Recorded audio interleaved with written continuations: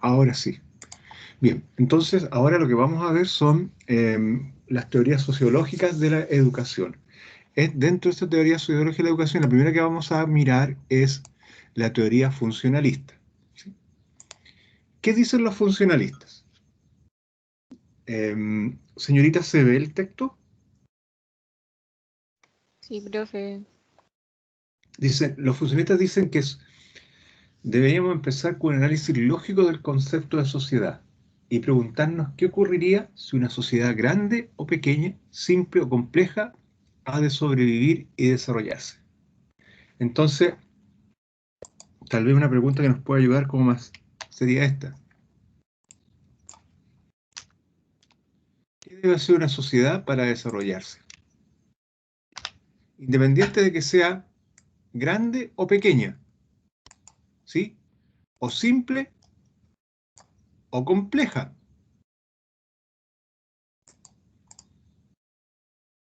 ¿Qué es lo que tiene que hacer para desarrollarse? Esa es la pregunta, ¿sí? Esa es la gran pregunta que deberíamos hacernos. ¿Qué debe hacer una sociedad para desarrollarse? ¿Y qué dicen los funcionalistas de esto al respecto? ¿Qué leyeron ustedes ahí? ¿Qué dice?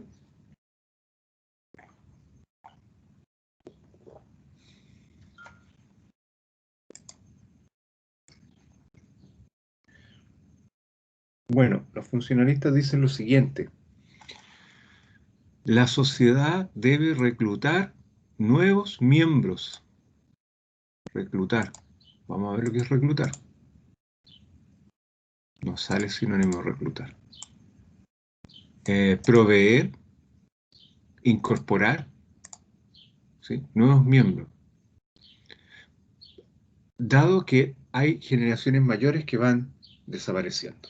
Entonces, esa sería como la primera función. ¿M? Para esto, entonces, ¿qué es lo que plantea los funcionalistas? Primero, que debe existir un lenguaje común. Yo estoy hablando con ustedes, nos estamos entendiendo, o al menos eso espero yo, explicarme bien. Después debe haber algún grado de, de acuerdo con respecto a qué cosa, a los valores básicos entre los miembros. ¿Sí?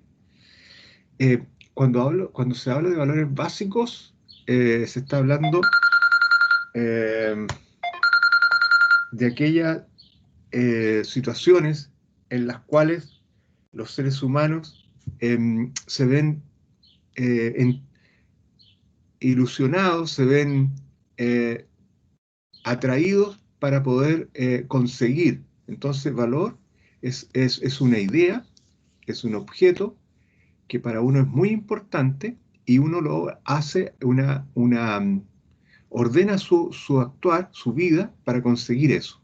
¿Sí? Por ejemplo, entonces, ¿qué es lo que están diciendo los funcionalistas? Están diciendo que es muy importante que una sociedad, para poder desarrollarse, primero tiene que tener siempre gente nueva. Mire qué simple y qué real, digamos. Segundo, que tiene que haber un lenguaje común. ¿Para qué? Para que ese lenguaje nos lleve a tomar ciertos acuerdos.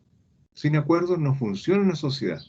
Pero además de eso, tienen que haber un entramado axiológico, un entramado de valores. Axiología significa valor, eh, axio, valor, logía, estudio de los valores, ¿sí? Entonces, por ejemplo, tenemos que, a partir de un lenguaje común, tenemos que ponernos de acuerdo en qué valores son importantes para nosotros. Y entendemos por valor aquellas cosas que nos sacan y nos mueven y nos hacen ir tras eso, ¿sí? Por ejemplo, una carrera universitaria, la idea de belleza, la justicia, ¿sí? Para otro el dinero es un valor, eh, etcétera. Bien, señoritas, hasta aquí, ¿me estoy explicando bien? ¿Alguna pregunta, por favor, de lo que estoy diciendo que eh, no quede claro?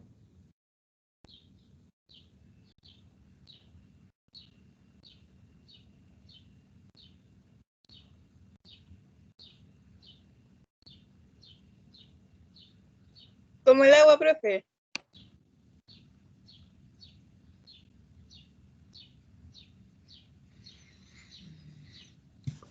alguien que no tenga alguna cosa clara de las que he dicho, porque en el fondo estoy tratando de profundizar lo que ustedes leyeron. ¿Alguna cosa clara? ¿Alguna cosa que no esté clara, perdón?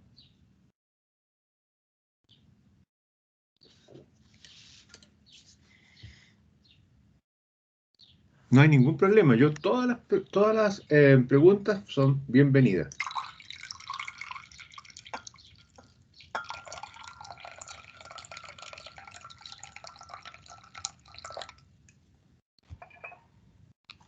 ¿No?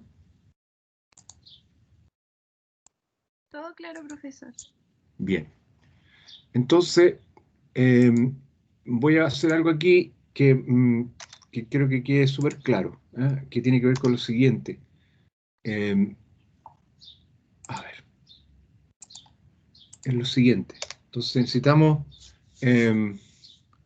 reclutar nuevos miembros.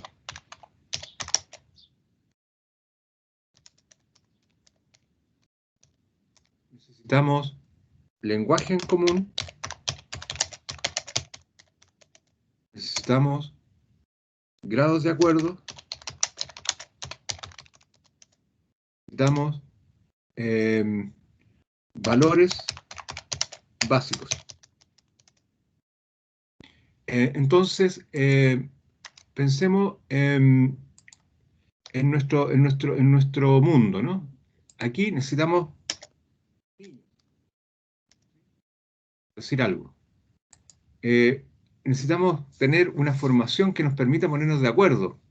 ¿Eh? Lenguaje común para comunicarnos, para comunicar ideas, ¿sí? Y eh, grados de acuerdo, ¿sobre qué cosa? Sobre grandes temas y pequeños temas. Por ejemplo, ¿dónde las juntas de vecinos se ponen de acuerdo dónde van a estar los paraderos de la micro? O si van a tener más o menos techo, o si van a estar encementados o no encementados. Entonces, hay acuerdos que nos permiten crecer como sociedad. Y valores básicos eh, son aquello que nos mueve, ¿no? Pueden ser eh, ideas y también pueden ser objetos, ¿sí? Y que nos mueven como individuos y sociedad. Por ejemplo, un valor básico importante es el respeto a la vida, ¿no?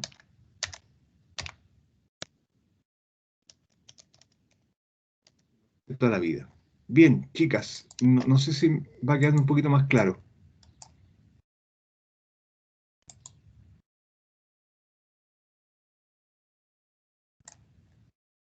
Ahí.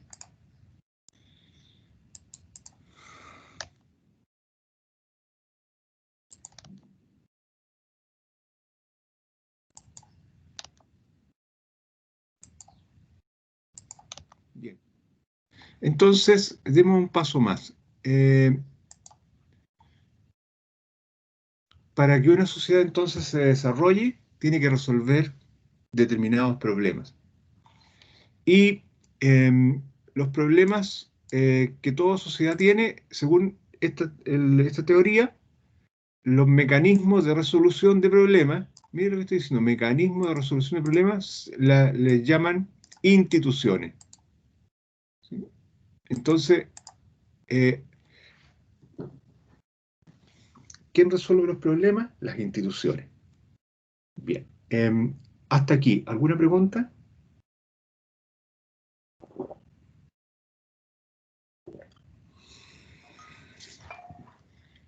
Niñas, están muy calladas, no creo que eso sea tan claro. Habrá algún grado de confusión en algo, ¿no?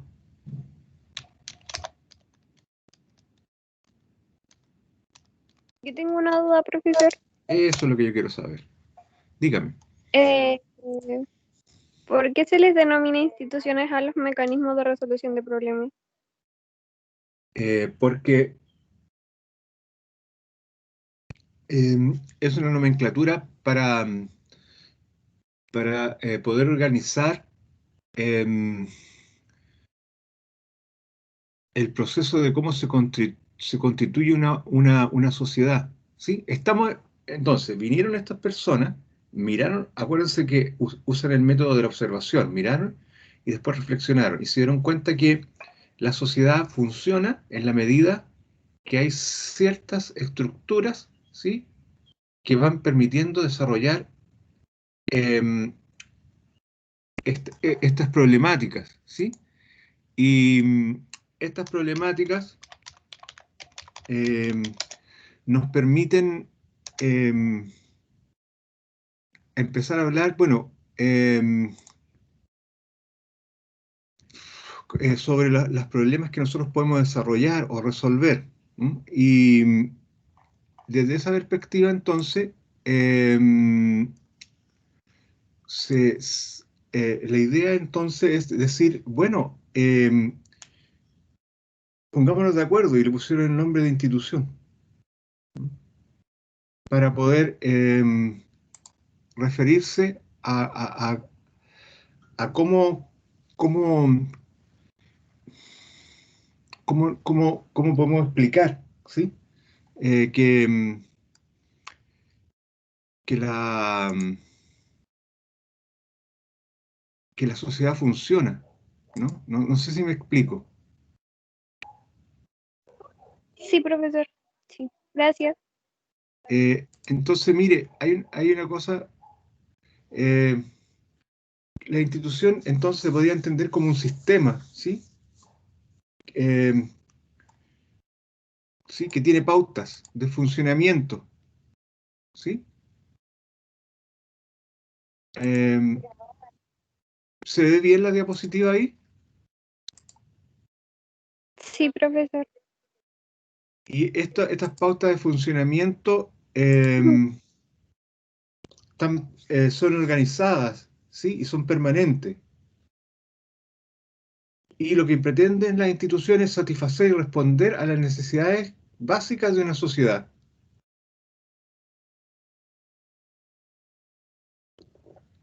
¿Cómo Profesor, cómo se organizan las personas en agrupaciones que les permiten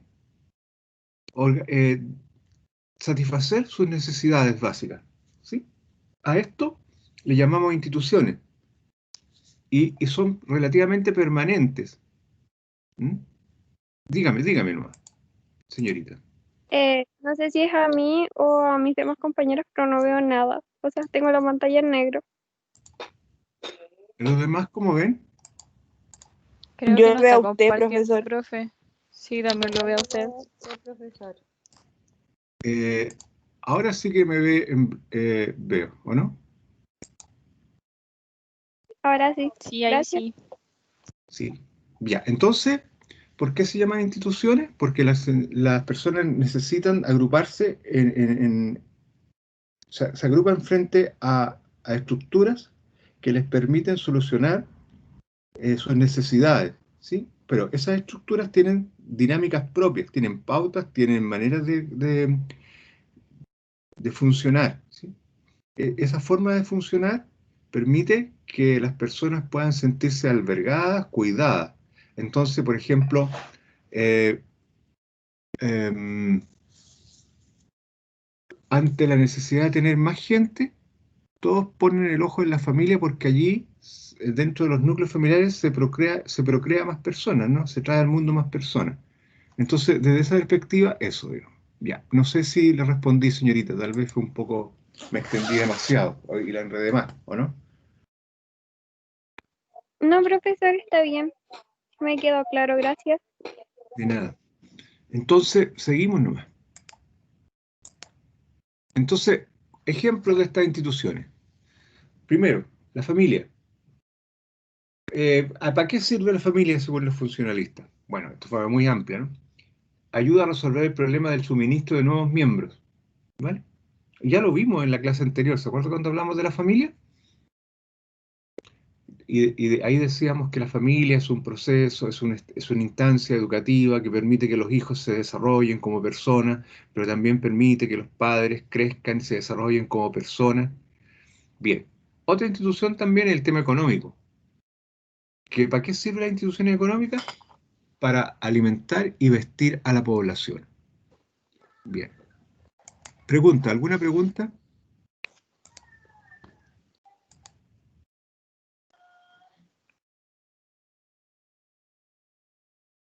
No, profesor.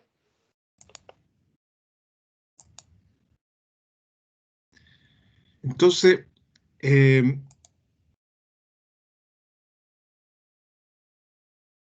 esta perspectiva, entonces, está todo el tema de la economía, está todo el tema del mercado, ¿sí? Bien. Por otro lado, tenemos también instituciones políticas,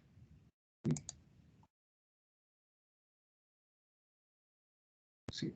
Y en ella está, por ejemplo, coordina las actividades de los diferentes sectores de la sociedad, como por ejemplo el Poder Judicial, ¿sí? La municipalidad, el sindicato, ¿sí? Y también hay instituciones religiosas, ¿sí? Las cuales contribuyen al mantenimiento de los valores básicos. Y por último, la educación, que es la institución en la cual nosotros trabajamos, que se podría estipular como una institución en el sentido de la escuela, que ayuda a resolver el problema de la formación de la juventud. Ya. Preguntas, chiquillas.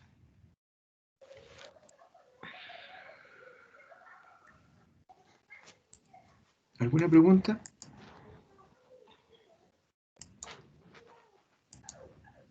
No, parece que no, ¿cierto? Bueno, entonces miren, eh, los funcionalistas explican la sociedad a partir de la analogía con el cuerpo humano. Pero claro, allí explican también que hay una ruptura radical, porque claro, el cuerpo humano eh, funciona de forma destacada, ¿no? Y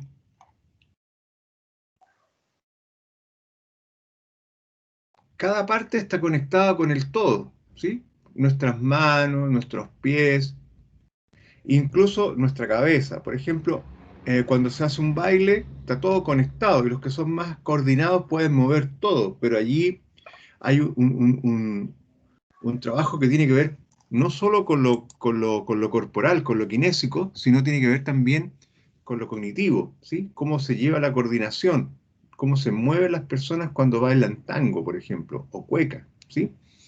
Bueno, lo mismo cuando se hace un deporte. Cuando uno va corriendo, tiene que llevar la mano cruzada con el pie que va dando la zancada. Eso no se hace sin pensar. Uno primero lo piensa y luego da la señal y tira el pie derecho y va a la mano izquierda cruzada. Y así se van produciendo los procesos de trote, ¿no? Y así también como por ejemplo va a ser un encestamiento de básquetbol, o, la persona tiene que ir con la pelota dando botes, tiene que ir mirando alrededor que no le quiten la pelota y tiene que ir viendo si pueden tirar o no. Y tiene que calcular más encima la hipérbole para que pueda caer la pelota justo en la cesta de básquetbol. No es menor. ¿Ah? Entonces, ¿pero qué dicen los funcionalistas? Dicen, sí, pero hay un problema aquí. Eh, el organismo está programado de alguna forma así, está unido, hay una capacidad racional que lo une, pero ¿qué pasa en la sociedad? Eh, las distintas instituciones están conformadas por personas y no están programadas biológicamente, ¿sí? Por lo tanto, si no están programadas biológicamente y tampoco hay una sola racionalidad que junte todo esto, entonces, ¿qué tenemos que hacer? No es lo mismo un cuerpo humano que la sociedad. Entonces, ¿cuál es la salida que dan los funcionalistas? Dicen lo siguiente: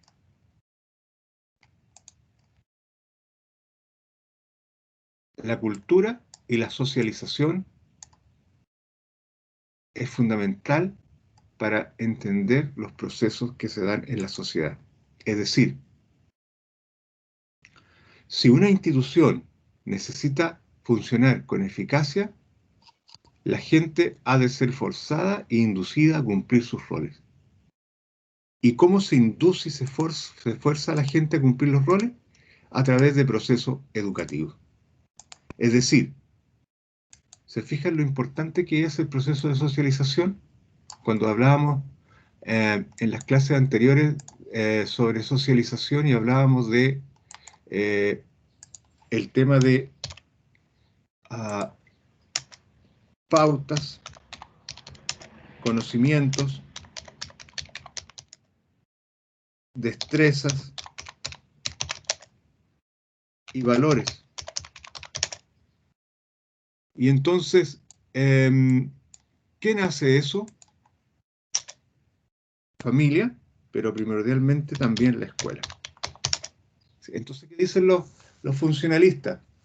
No se puede entender una sociedad usando la analogía del cuerpo, sino que lo que hay que entender aquí es que estamos ante una realidad que está compuesta por seres humanos y que está agrupada en distintas instituciones, porque las instituciones los protege, los cobija, por ejemplo, la familia, el trabajo, la justicia, la escuela. Y entonces, ¿cómo se produce este proceso entonces de explicar cómo funciona la sociedad?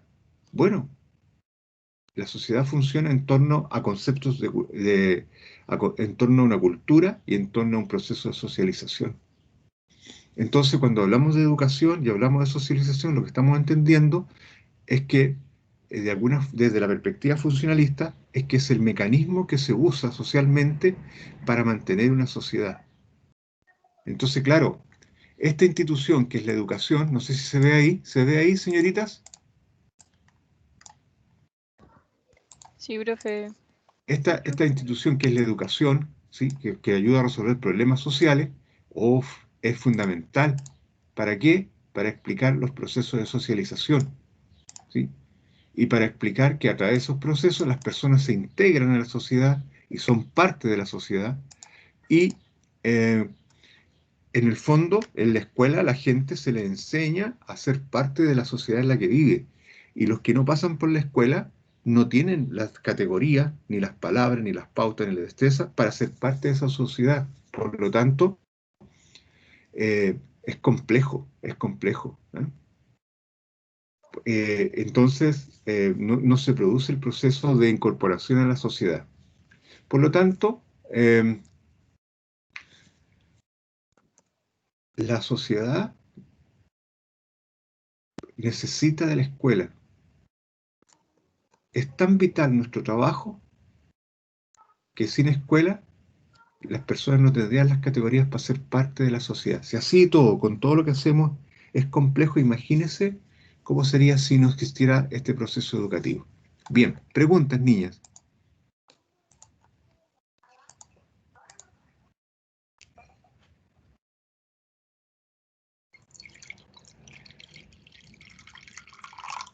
¿Preguntas?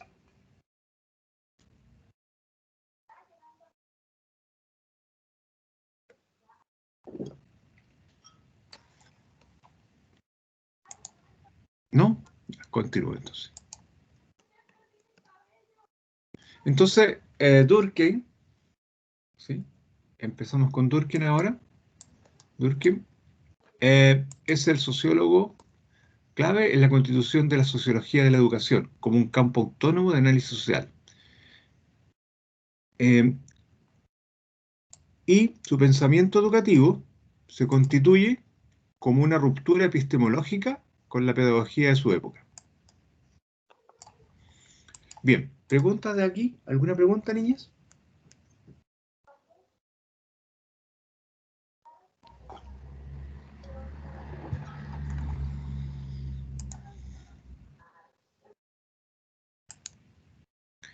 Ya, ¿qué significa epistemología?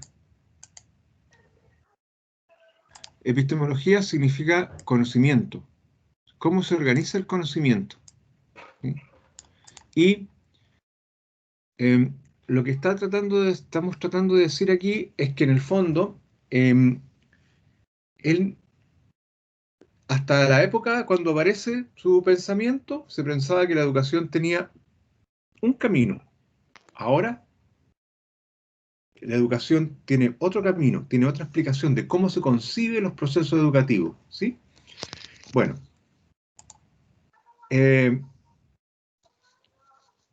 significa la ruptura epistemológica?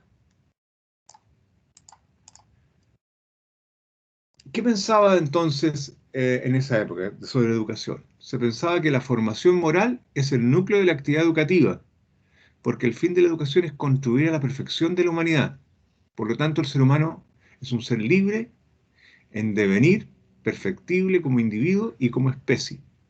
La educación se preocupa por orientarlo sin conocerlo propiamente y sabiendo que tiene ante sí infinitas posibilidades. ¿Se fija? Entonces, si usted se fija en esto que está escrito aquí, que es de Kant y que está sacado del Tratado de Pedagogía de París, editorial Hachette,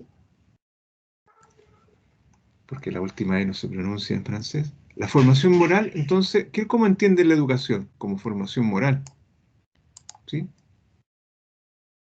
Es el núcleo, el centro, núcleo. ¿Y para qué sirve la educación? ¿Cuál es el fin? ¿Se fija? Contribuir a la perfección de la humanidad.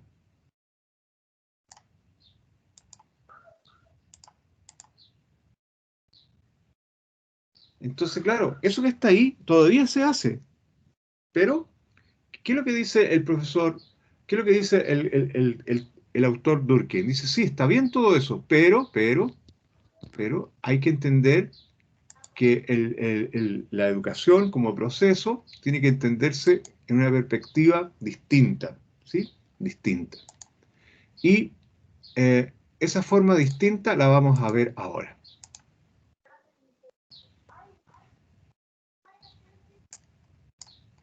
Aquí está el secreto, ¿sí? Los pedagogos del siglo XIX, entre esos Kant, eh, entendían la educación desconectada de las condicionantes sociales, ¿sí? Entonces, perfeccionamos al ser humano en una sala de clase, le entregamos elementos, le decimos lo que tiene que hacer. Este ser humano, por potencia, por naturaleza, es una flecha que va hacia el infinito. Por lo tanto, en la medida que se le entreguen ciertos condicionamientos, porque Kant decía que había que su estructura educativa era, bueno, formémoslos moralmente, primero, ¿sí? Formémoslos cognitivamente. Y tercero, formémoslos físicamente. Entonces, mire, tenemos una formación integral que es muy interesante y que todavía se puede hacer y que todavía se hace. ¿Eh? Lo que yo sé. Entonces, desde esa perspectiva, la educación que estaba planteando era interesante, Kant. Pero ¿qué pasaba? Que lo estaban haciendo desconectado de las condiciones sociales, de la estructura social y de las condicionantes que tiene la sociedad para que se lleven a cabo los procesos educativos. Se creía que el ser humano era un individuo y que en el fondo lo social no afecta a los procesos educativos. Bien, señoritas, ¿preguntas?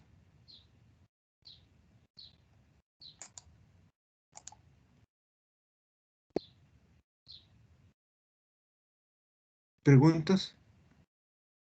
¿Alguna pregunta específica, por favor? Que estoy hablando cosas que son un poco enredadas, tal vez, y me gustaría saber si se entienden. Bueno, entonces, desde esa Profe, perspectiva, la verdad es que yo no entendí muy bien ¿qué no esta entendió parte. muy bien? ¿Qué no entendió? Eso es lo que yo quiero escuchar. A ver. Esa parte la que estábamos viendo recién, lo que usted estaba explicando, como que Ah, había muy bien. cambiado el pensamiento, pero Sí, no me mire, quedó bien claro. una sociedad tiene que resolverse a cómo se desarrolla una sociedad en la medida que va cumpliendo ciertas estructuras, ciertos procesos. Y dentro de todo eso, y va resolviendo problemas. ¿Y quién resuelve los problemas? Las distintas instituciones. Eso lo entendió, ¿cierto? Sí, Ya. Bueno, dentro de esas instituciones hay una que es la que nosotros estamos inmersos, que es la educación. ¿Se ve en la pantalla ahí?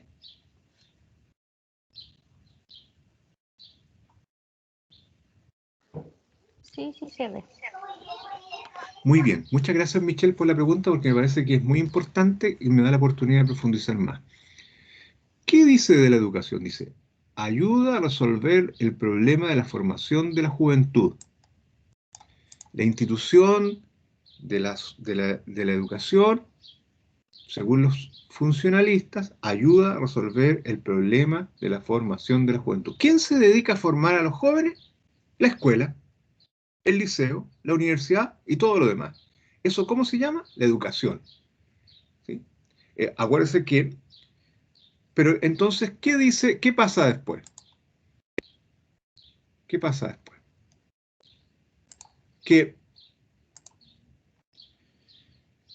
los procesos educativos en esa época eran entendidos como procesos desligados de las condicionantes sociales. Para educar a alguien, yo me preocupo de que esa persona aprenda conocimientos de moral, conocimientos sobre materias, el tema cognitivo, intelectual, racional, y también que adquiera educación en el tema de lo físico, en el corporal. Entonces, estoy siguiendo la estructura que plantea Emmanuel Kant de cómo se debe hacer un proceso formativo. ¿Sí? Y aquí en la diapositiva dice, la formación moral es el núcleo de la actividad educativa. ¿Quién dice eso? El autor Kant. El fin de la educación, ¿cuál es el propósito de la educación? Contribuir a la perfección de la humanidad. ¿Ya? Ese es el propósito de la educación, contribuir a la perfección de la humanidad. Si usted se fija, ese es el fin. Luego, ¿cómo entienden al ser humano? ¿Cómo se entiende que somos usted y yo? ¿Qué somos nosotros?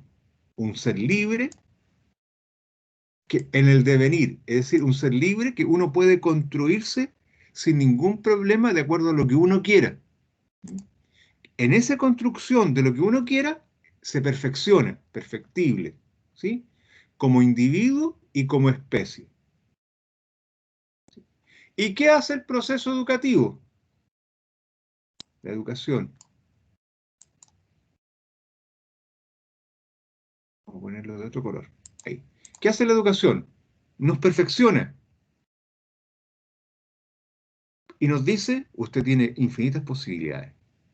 Entonces, ¿qué es lo que hace Durkheim con eso? Rompe con eso, porque dice, sí, puede ser que el ser humano sea un ser con infinitas posibilidades, ¿sí? Pero hay elementos sociales que condicionan ese proceso. Si usted no los tiene en cuenta, entonces no está entendiendo nada de cómo se debe educar un ser humano. Señorita, ¿le queda un poquito más claro ahora? Sí, profesora, ahora sí me quedó claro.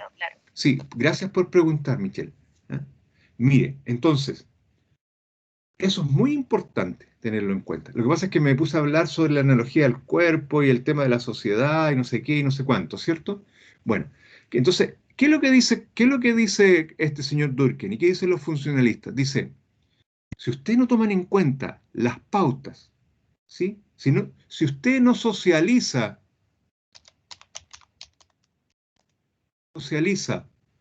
socialización,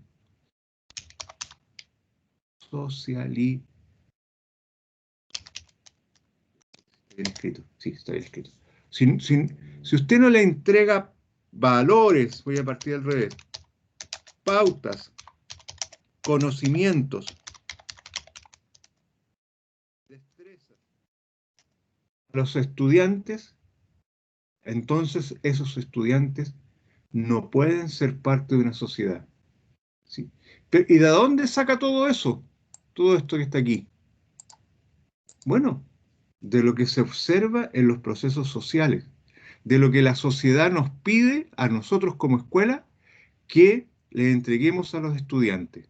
Porque aunque nosotros queramos, como decía anteriormente, la pedagogía de la época, el hombre tiene que ser formado en lo moral, sí, pero tiene que ser formado también en pautas, en conocimientos, en destrezas, tiene que ser socializado, no basta solo que se forme en lo moral, es importante, pero no basta solo que se forme en lo moral.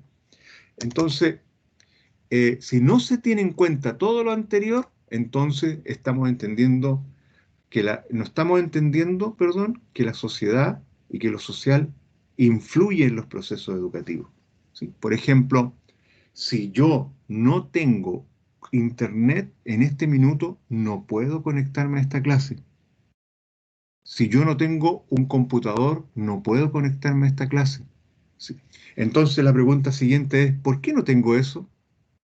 Y entonces la otra pregunta que me puedo hacer, ¿y por qué la institución que tiene que resolverlo no lo resuelve? No sé si me explico, Michelle.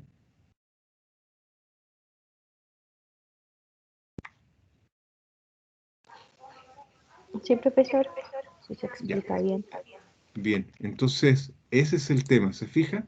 Entonces, lo social está directamente conectado con lo educativo, ¿sí?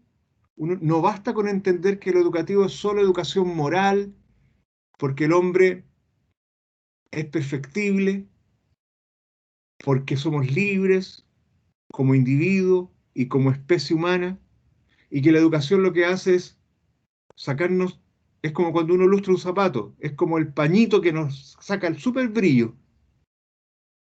¿Por qué? Porque todos saben que yo y usted tenemos infinitas posibilidades. Bueno, y la pregunta es siguiente, y bueno, ¿y si el contexto cultural de donde venimos cada uno de nosotros influye, ¿no?, en el proceso educativo? ¿Qué dicen los funcionalistas con Durkheim? Sí, influye.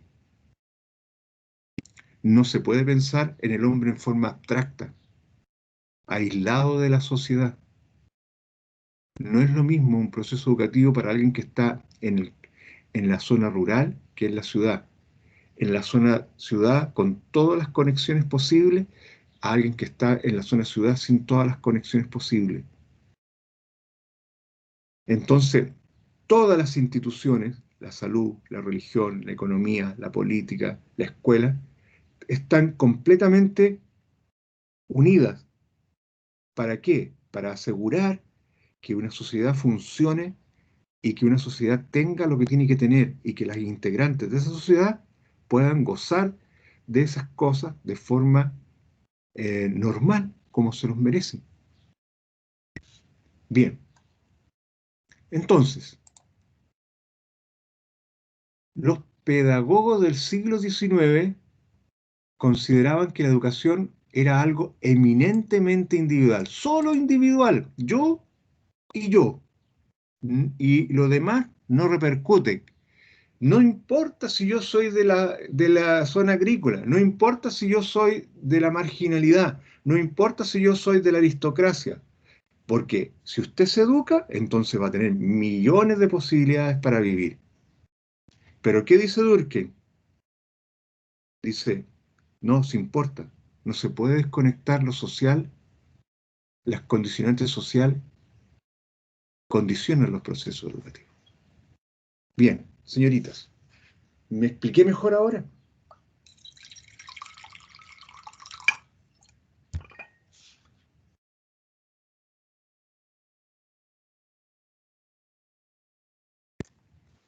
Sí, profe, sí se entiende. Ya, entonces, tres aspectos de la sociología de Durkheim que fueron decisivos para el desarrollo de la sociología funcionalista de la educación. Tres cosas que son importantísimas, tres tesis, ¿eh?, que están ahí en la lectura y que ustedes las tienen que manejar como dedo, como anillo al dedo, ¿sí? Que yo las voy a leer y ahora mismo. Primera, desarrolló la tesis histórica de que las transformaciones en los sistemas educativos eran la consecuencia causal de cambios económicos y sociales externos en la sociedad considerada globalmente. ¿Se fija? Hay una relación, ¿sí? Los sistemas educativos se transforman porque hay una causa social que pide que se transforme. En el fondo, todas las transformaciones que tienen los sistemas educativos a nivel mundial son producto de las problemáticas sociales y económicas. ¿Sí? Hoy día hay una gran preocupación para que los niños y las niñas puedan manejarse de forma adecuada en las plataformas virtuales. Sí, ¿por qué? Porque lo más probable, y ahora con la pandemia se aceleró todo, que los trabajos van a ser teletrabajo, de forma telequinética. ¿Mm? Entonces, desde esa perspectiva, usted tendrá que entender que los procesos educativos hoy día tienen de alguna forma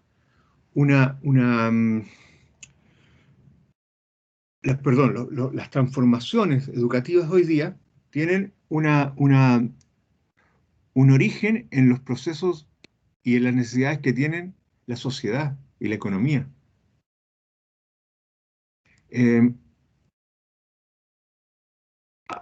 50 años atrás a nadie se le ocurría que era necesario aprender inglés. Hoy día sí, porque el lenguaje se vuelve en todo el mundo. Bien, ¿queda claro, señoritas?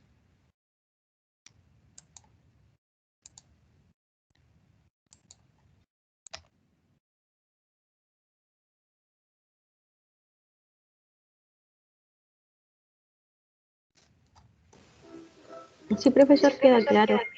Ya. Lo segundo, fíjese que se ve ahí, ¿no? Lo segundo, las características específicas de la estructura educativa y sus contenidos culturales guardan una fuerte relación con la necesidad de la sociedad. Lo que usted está aprendiendo hoy día y que lo que los chicos aprenden hoy día está directamente relacionado con las necesidades sociales. Tenemos que satisfacer las necesidades de los niños y niñas de los jardines de Chile. Y lo que yo estoy entregándole hoy día, tendría que darle a usted elementos para entender con mayor claridad esas necesidades. ¿Sí?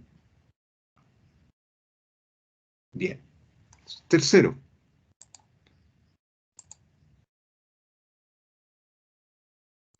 el paso de una sociedad mecánica a otra orgánica se hace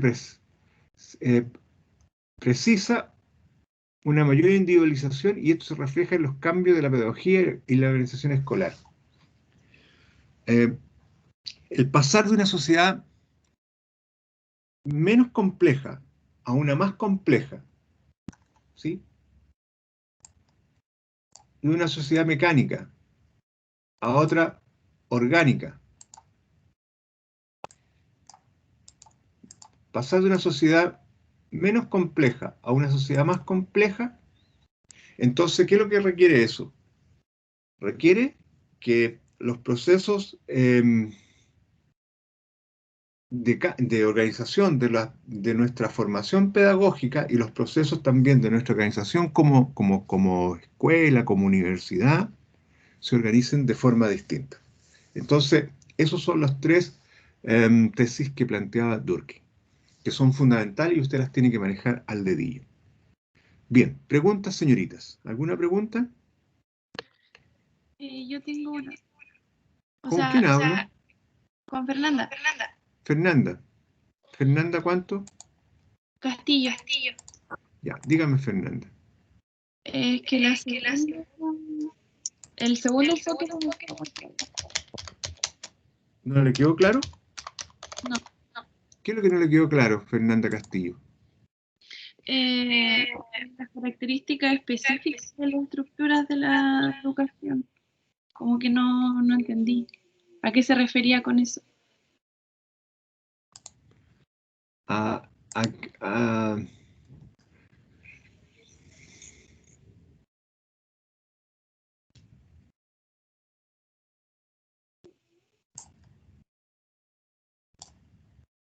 a eso. Claro.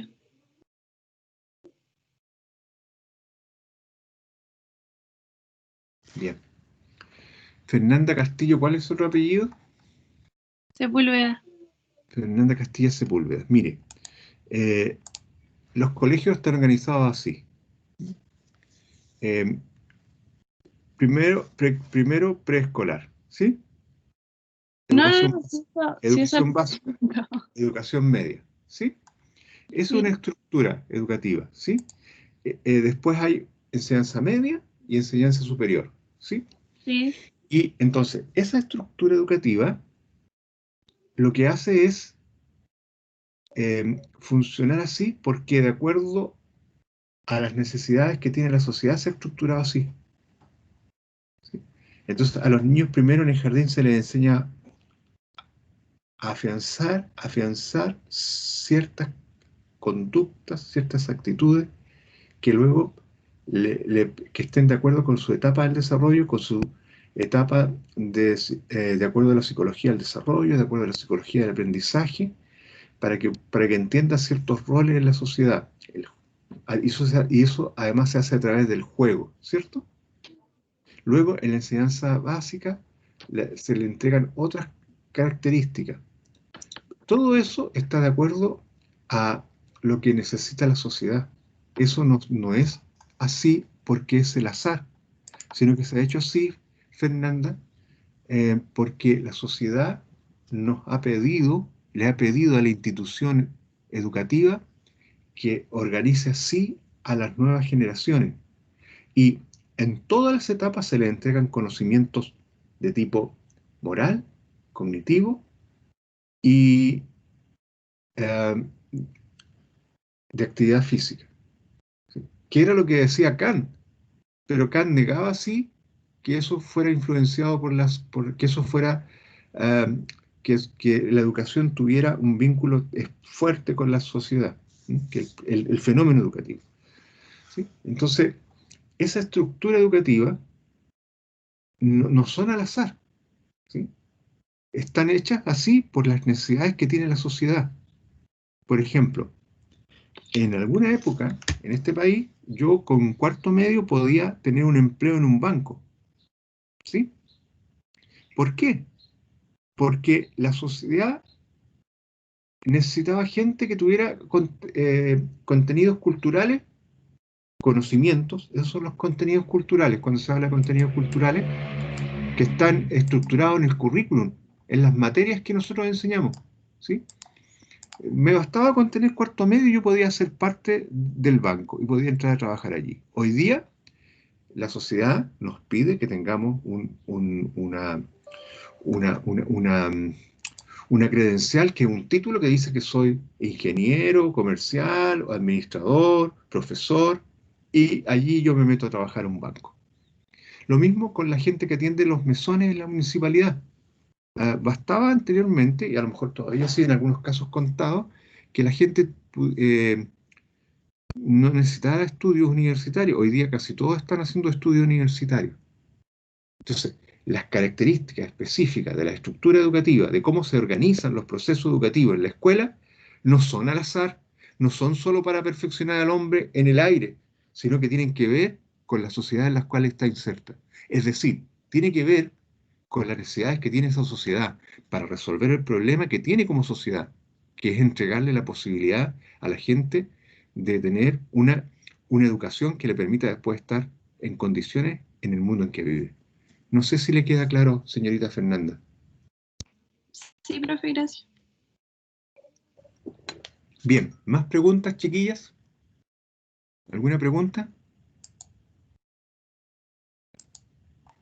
Todas las preguntas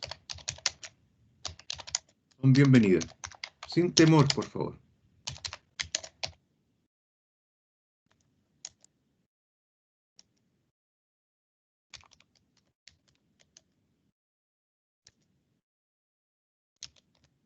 No hay preguntas desadecuadas. Todas son adecuadas. Lo que pasa es que las respuestas pueden ser mejor o peor, pero eso es otra cosa. Bien, ¿no hay preguntas? Bien, entonces ahora vamos a hacer lo siguiente. En este texto famoso que estamos viendo, voy a sacar la diapositiva y voy a subir el texto. Bien, ¿se ve el texto ahí, señoritas? Sí, profesor.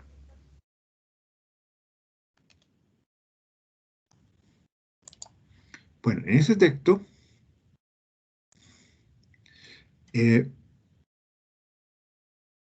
usted lo que va a hacer es lo siguiente. Va a ir al apartado donde dice Durkheim, ¿sí? Lo estoy poniendo de otro color aquí. Se ve ahí de color como fucsia, ¿sí? Y va a hacer preguntas, ¿sí? Sobre ese texto.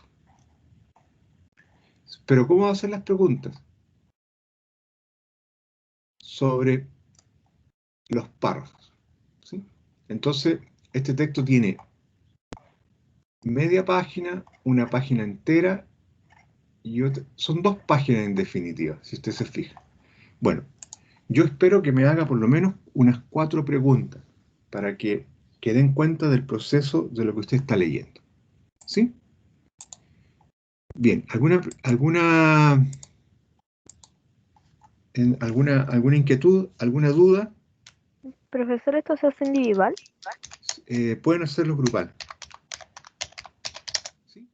Trabajar grupal, no hay ningún problema. ¿Sí? Me parece que es más adecuado. Ya descubrieron cuáles son las palabras más complejas y ahora pueden hacer preguntas en grupo. ¿Este sería el taller número 6?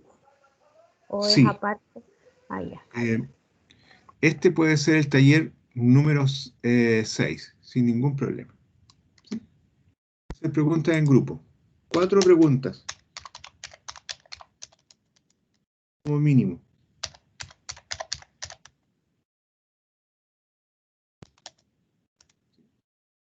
Para las 2 páginas, ¿sí? Puede llegar hasta 8.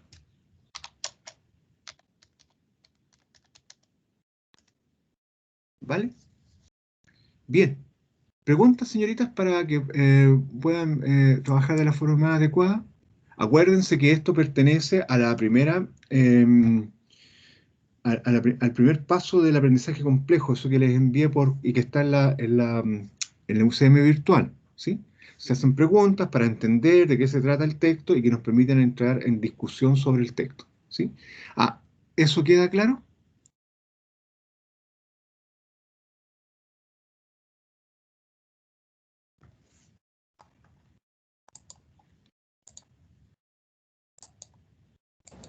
Profesor, yo no Sí. entendí. Ya, perfecto. Este es el texto de Durkheim, ¿cierto?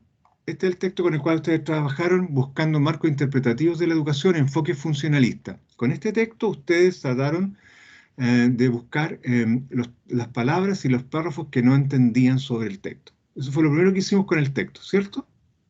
Bien. Ahora nos vamos a centrar en el título que dice Durkheim 1.1, ¿sí?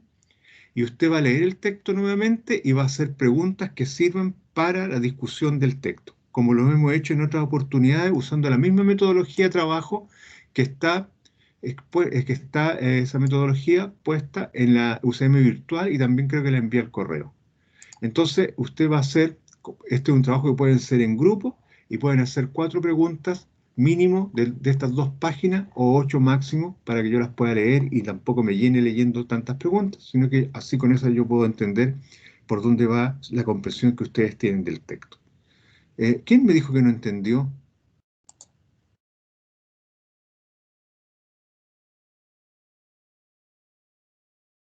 Profesor, ¿Sí? ¿hasta cuándo podemos enviar este trabajo? Este trabajo lo pueden enviar ahora hasta la 1 porque tendríamos plazo hasta la 1. Ahora, si alguien tiene alguna dificultad, como siempre, me lo hace saber sin ningún problema, ¿vale? Pero la idea es que hagamos el taller dentro de este horario porque así vamos avanzando y yo me aseguro que ustedes vayan comprendiendo y entonces también no nos complicamos y si hay alguna problemática en la próxima clase o bien me escribe y yo se la resuelvo. ¿Mm? Bien, señoritas, voy a dejar hasta aquí la grabación, pero antes de dejar hasta aquí la grabación, quiero contarles que he subido que están todas las grabaciones subidas en el UCM virtual, para que ustedes tengan claro allí que están todas las clases eh, subidas, ¿vale? Y las tengan allí por si acaso alguien las quiere leer, ¿sí? Ya, voy a terminar con la grabación.